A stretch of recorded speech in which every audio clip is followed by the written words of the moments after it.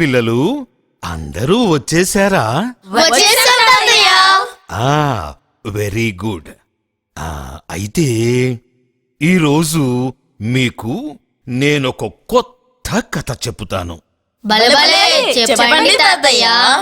ఎవరి గురించి చెప్తారు తాతయ్య? పూర్వవేదంలో మహానాయకుడుగా పేరు పొందిన మోషే గురించి చెప్పుతాను. మోషే అంటే దేవుని వద్ద నుండి 10 ఆజ్ఞలు తెచ్చిన భక్తుడే కదా తాతయ్య? అవును. దానికి ముందు చాలా కథ జరిగింది. ముందుగా అవన్నీ తెలుసుకోవాలి. సరే, ఇప్పుడు చెప్పండి. పోయినసారి యోసేపు కథ విన్నారు కదా? మరి యోసేపు ఎవరు? యోసేపు యాకోబు రాహేలుల కుమారుడు. అవును. యాకోబుకు 12 మంది సంతానం. యోసేపు బెన్యామీనులు మాత్రమే రాహేలు సంతానం. అవును. నేను చెప్తాను తాతయ్య. నువ్వు చెప్తావా చిట్టి తల్లి? చెప్పు. యోసేపు బెన్యామీనులు అందరికంటే చిన్నవారు. అవును. మిగతా వారు లేయాకు దాసీలకు పుట్టినవారు. అవును. నేను చెబుతాను తాతయ్య. నువ్వు చెప్తావా? చెప్పు చెప్పు. యాకోబుకు రాహేలంటే చాలా ప్రేమ. రాహేలు బెన్యామీనును కన్న తర్వాత చనిపోతుంది. అవును. ఆమె సంతానాన్ని యాకోబు ఎంతో గారాబంగా చూసుకునేవాడు. ప్రశాంత్, నువ్వు చెప్పవా? చెప్తాను తాతయ్య. చెప్పు. యోసేపు మంచివాడు. అతనికి 2 కలలు వచ్చాయి. అవును. అతనే అందరిపై అధికారం పొందుతాడని ఆ కళ్ళకు అర్థం. అది విన్న అతని అన్నలు అతనిపై ద్వేషం పెంచుకుని అతన్ని ఐగుప్తీయులకు అమ్మేస్తారు. అవును. అడవిలో అతన్ని ఏవో క్రూరముగాలు చంపాయని తండ్రితో అబద్ధాలు చెబుతారు. అవునరా, బాగా గుర్తుపెట్టుకున్నావు. ఐగుప్తులో యోసేపు పోతీఫరుకు బానిసగా ఉంటాడు. మంచి ప్రవర్తనతో నమ్మకంగా పనిచేస్తున్నాడని అతనికి తన ఇంటి పనులను అప్పగిస్తాడు. అయితే పోతీఫర్ భార్య చాలా చెడ్డది. ఆగు చిట్టి తల్లి. ఆనంద్, నువ్వు చెప్పు.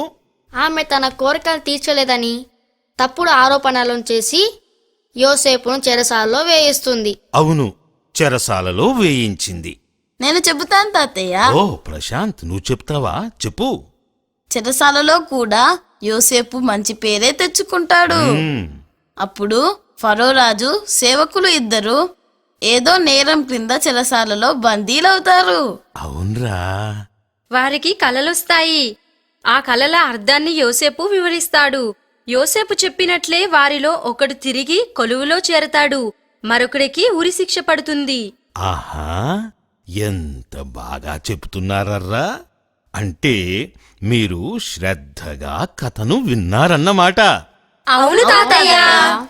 ఆ తర్వాత ఫరోరాజు కూడా 2 కలలు కంటాడు. యోసేపు రాజు కలల్ని వివరించి రాబోయే పంటల కాలం, కరువు కాలం గురించి చెబుతాడు. అవును. నేను చెప్తాను తాతయ్య. స్వప్న, నువ్వు చెప్తావా? కానీ కరువు కాలంలో తీసుకోవలసిన జాగ్రత్తల గురించి తెలుపుతాడు. రాజు అతన్ని దేశానికి సర్వాధికారిగా నియమిస్తాడు. అవును, సర్వాధికారిగా నియమిస్తాడు. నేను చెప్తాను తాతయ్య. స్వరూపా, చెప్తావా? ఐగుప్తి కన్యనిచ్చి పెళ్లి కూడా చేస్తాడు. 2 కొడుకులు పుడతారు. అవును, ఐగుప్తి కన్యనిచ్చి పెళ్లి చేస్తాడు. వారికి 2 కొడుకులు పుడతారు. ఇప్పుడు నేను చెబుతాను తాతయ్య. చెప్పురా చిట్టి తల్లి. యోసేపు తండ్రి యాకోబు ఉన్న దేశంలో కూడా కరువు వస్తుంది.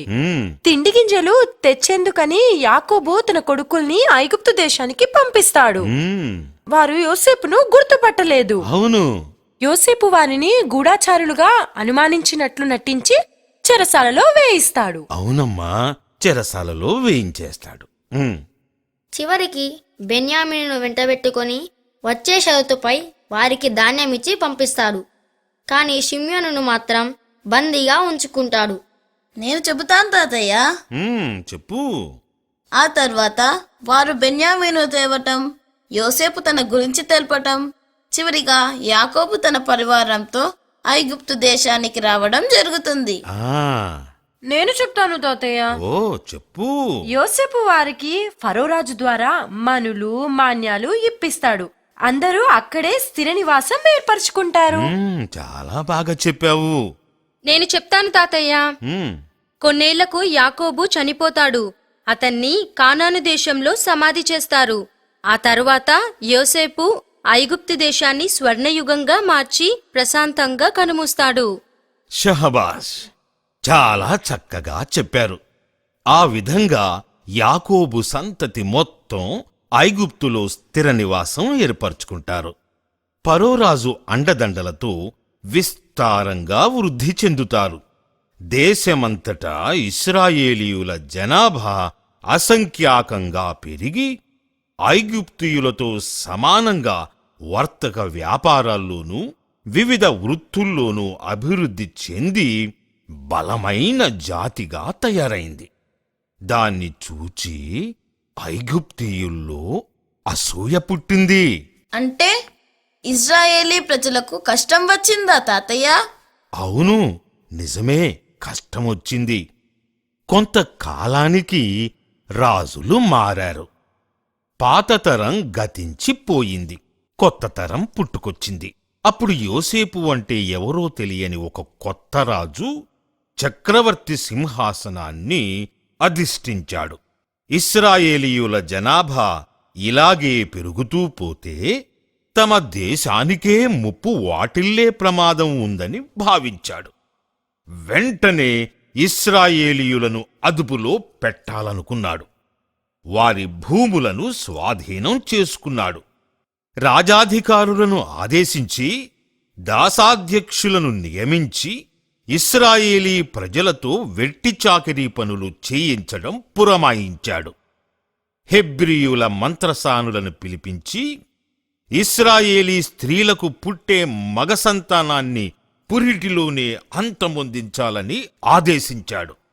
చివరికి ఇశ్రాయేలీయులందరినీ రాజుగారి బానిసలుగా మార్చి కట్టడి చేశాడు.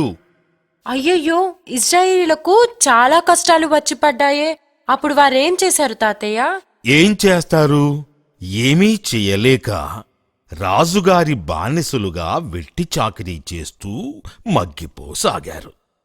కొందరైతే తమకు పుట్టిన మగబిడ్డలను దాచి చాటుమాటుగా పెంచుకోసాగారు. హెబ్రీయ మంత్రసానులు కూడా నిజదేవుని నమ్ముకున్నవారే కాబట్టి పుట్టిన మగబిడ్డల సమాచారాన్ని దాచి ఉంచేవారు. రాజుగారికి ఈ విషయం తెలిసింది. వారు తమ చేతులతో తమ జాతి మగబిడ్డలను చంపలేకపోతున్నారని గ్రహించి పుట్టిన మగబిడ్డలను నైలు నదిలో పారవేయాలని ఆజ్ఞాపించాడు. అంటే ఈ విధంగా ఇశ్రాయేలు జనాభా పెరగకుండా అంతమందించాలనుకున్నాడన్నమాట. ఎంత ఘోరం! అలా ఐగుప్తులో ఇశ్రాయేలీ ప్రజలు ఘోరమైన ఇక్కట్లు పడుతూ బానిసత్వంలో మగ్గుతున్న సమయంలోనే మోషే పుట్టాడు. మోషే మగపిల్లాడు కదా, రాజభటులు తనను చంపేయలేదా? ఎలా తప్పించుకున్నాడు తాతయ్య? సరే, ఆ విషయం చెబుతాన్లే. ముందుగా మోషే గురించి కొంత తెలుసుకోండి. మోషే క్రీస్తు పూర్వం 1500 సంవత్సరాలకు ముందు పుట్టాడు. ఐగుప్తు దేశంలో బానిసత్వంలో మగ్గుతున్న లేవీ వంశస్థులు ఆమ్రాము, యాకేబెదు అను దంపతులకు పుట్టాడు. మోషేకు అహరోను అనే అన్న కూడా ఉన్నాడు. అలాగే మోషేకు మిరియాము అనే అక్క కూడా ఉంది. మోషే పుట్టే కాలానికి రాజాజ్ఞ అమలులో ఉంది. అందుకే మోషేను నదిలో వదలాల్సొచ్చింది. అలాగే మోషేకు మిరియాము అనే అక్క కూడా ఉంది. మోషే పుట్టే కాలానికి రాజాజ్ఞ అమలులో ఉంది. అయితే మోషేను కూడా నైలు నదిలో పడేశారా తాతయ్య? అందుకే మోషేను నదిలో వదిలిపెట్టాల్సొచ్చింది. మరి మోషే ఎలా తప్పించుకున్నాడు తాతయ్య? అదంతా దేవుని కాపుదలమ్మా. తాను ఎన్నుకున్న వారిని దేవుడు తనే కాపాడుకుంటాడు. మోషే పుట్టగానే బంగారం లాంటి మగబిడ్డను చూసుకుని తల్లి మురిసిపోయింది. ఎవరికంటా పడకుండా 3 నెలల పాటు జాగ్రత్తగా దాచిపెట్టింది. బిడ్డ పెరుగుతున్న కొద్దీ దాచటం కష్టమైంది. బిడ్డను నిర్దాక్షిణ్యంగా నదిలో వేయలేక ఒక ఉపాయం ఆలోచించిందామె. ఒక జమ్ము బుట్టను సంపాదించి దానికి జిగటమన్ను పూసి లక్కతో తారు వేసింది. ఫరోరాజు కూతురు నైలు నదిలో జలక్రీడలు ఆడేందుకు వచ్చే సమయం చూసి బిడ్డను బుట్టలో ఉంచి ఆమె స్నానం చేసే చోటుకు దగ్గరలో ఆ నదిలో జమ్ముదుబ్బుల మధ్య బుట్టను ఉంచింది. ఏమి జరుగుతుందో చూడమని తన కూతురు మిరియామును కాపలాగా పెట్టింది. ఒకవేళ రాకుమారి చూస్తే ప్రమాదం కాదా తాతయ్య? రాకుమారి చూడాలనే మోషే తల్లి అలా చేసింది. ఎందుకంటే రాకుమారికి పిల్లలు లేరు. కాబట్టి దేవుడిచ్చిన బిడ్డగా భావించి తీసుకెళ్లి పెంచుకుంటుందని ఆ తల్లి ఆశ. అయితే రాకుమారి చూసిందా తాతయ్య?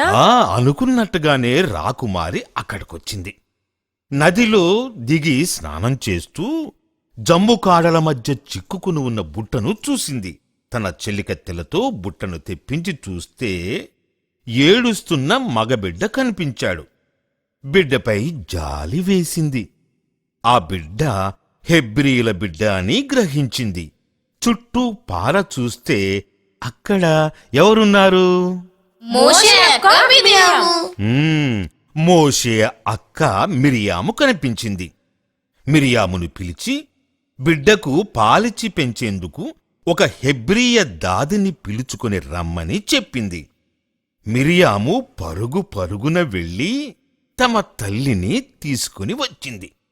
అప్పుడు రాకుమారి ఆమెతో, ఈ బిడ్డను నా బిడ్డలాగా పాలిచ్చి పెంచు. కొంచెం పెద్దవాడైన తరువాత నా దగ్గరికి తీసుకురా.